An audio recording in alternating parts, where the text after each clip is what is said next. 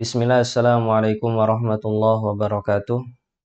Alhamdulillah wassalatu wassalamu ala rasulillah wa ala alihi wa ashabihi wa man tabi'ahum bi ihsanin ila yaumil qiyamah amma ba'd.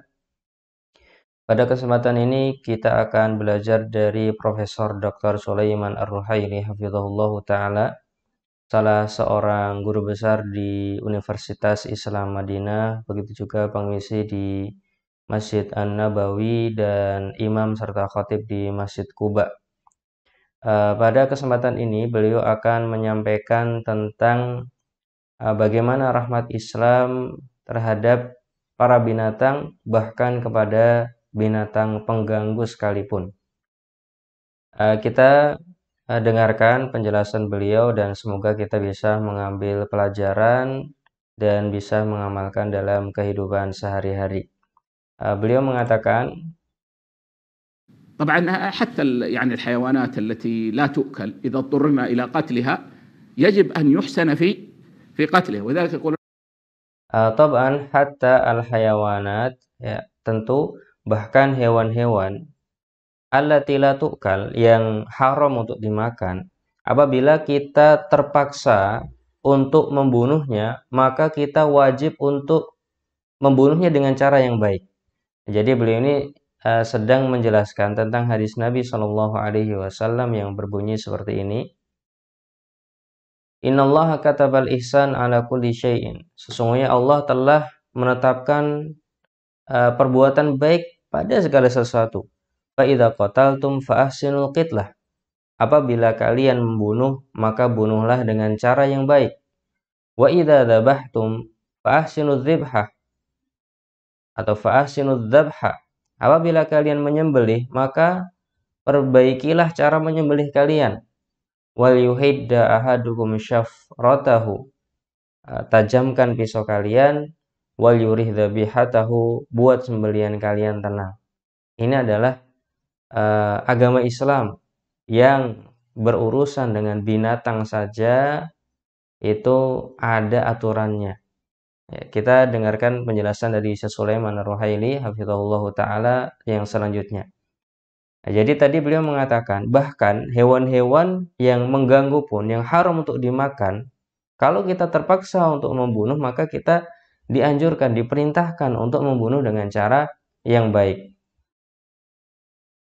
العلماء الوسائل التي فيها تعذيب ولا يضطر إليها الإنسان لا يجوز أن يستعملها. Walidzalika yaqulul ulama, oleh karena itu para ulama mengatakan al-wasailu, ya, sarana, allati fiha ta'dzib, yang sarana tersebut ada penyiksaan, wala yatarru ilaihal insan, dan seseorang tidak terpaksa untuk menggunakan cara yang ada siksaannya ini, la yajuzu an yasta'milaha, maka tidak boleh digunakan cara, metode yang di situ ada penyiksaan, maka tidak boleh digunakan kecuali dalam keadaan darurat. Ya. Maksudnya apa? يعني لو كان هناك حيوان يؤذي ويحتاج أن يقتل يجوز شرعا أن يقتل، لكن الوسيلة التي يتعذب بها الحيوان إذا لم يكن الإنسان مضطرا إليها فإنه لا يجوز أن يستعملها. أعطيكم مثال. Ya, baik.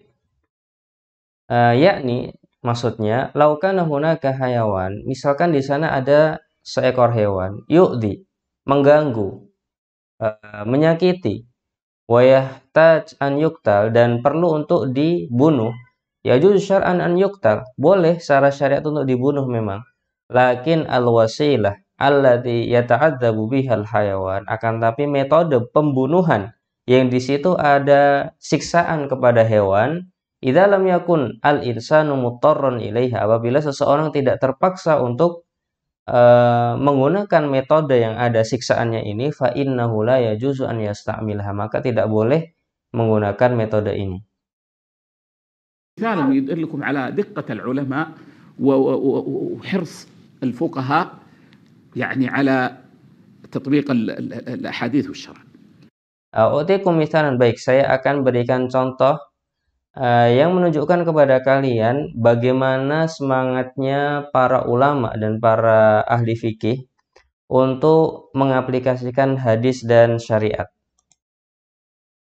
يقولون الفأرة مؤذية وقد أذن لنا شرعا أن نقتلها. Para ulama mengatakan contohnya adalah tikus.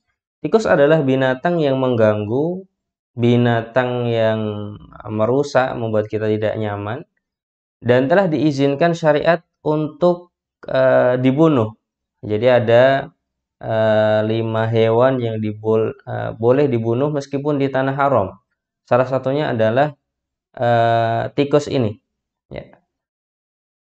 Tikus boleh dibunuh secara syariat. Ya. Gimana perkataan para ulama tentang membunuh tikus ini? قالوا إذا أمكن قتلها بدون هذا اللاصق الذي تلصق فيه وتبقى يعني مدة يعني تضطرب وكذا فإنه لا يجوز الالتجاء إليه. Qalu idza amkana qatluha biduni hadzal lasik. Para ulama mengatakan apabila kita bisa membunuh tikus tanpa dengan lem perekat yang nanti tikus itu akan melekat di situ dan dia gelisah sendiri sampai nanti beberapa hari akhirnya mati, ya.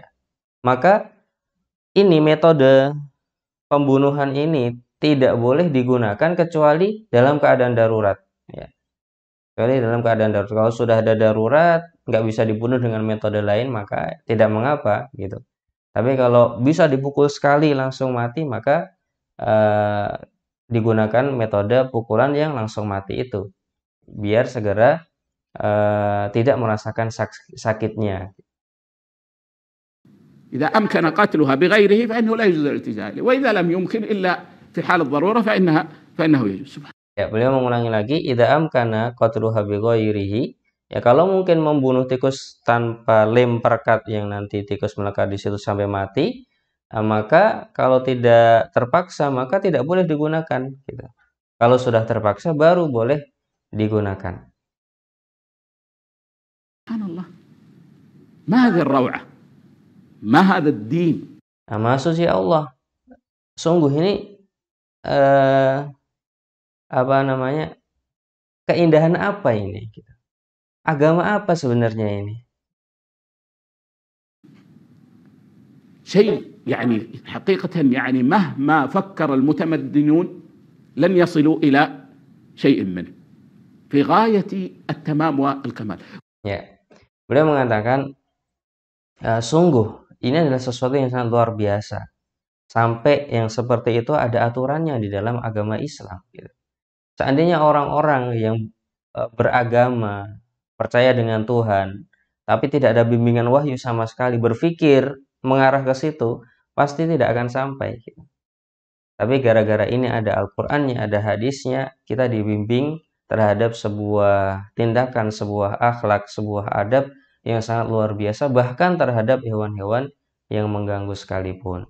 Nah, jadi ini pembahasan yang disampaikan oleh Syekh Sulaiman Ar-Ruhaili. Kalau kita ada hewan-hewan pengganggu, maka kita berusaha untuk membunuhnya tanpa ada niatan untuk menyiksa. Karena banyak sekali orang yang sudah merasa terganggu, kemudian ketika ingin membunuh disiksa. Ya, ini adalah tidak sesuai dengan yang disarankan, yang diperintahkan oleh Nabi Shallallahu Alaihi Wasallam dalam hadis tadi. Fa'ahsinul qitlah, fa'idha qataltum fa'ahsinul qitlah. Apabila kamu ingin membunuh, maka perbaikilah cara membunuhmu. Ini adalah agama Islam yang sangat luar biasa. Demikian yang bisa kita sampaikan. Jazakumullah khairan atas perhatiannya. Mohon maaf atas segala kekurangannya. Subhanakallahumma wa bihamdika asyhadu an la ilaha illa anta astaghfiruka wa atubu ilaih. Assalamualaikum warahmatullahi wabarakatuh.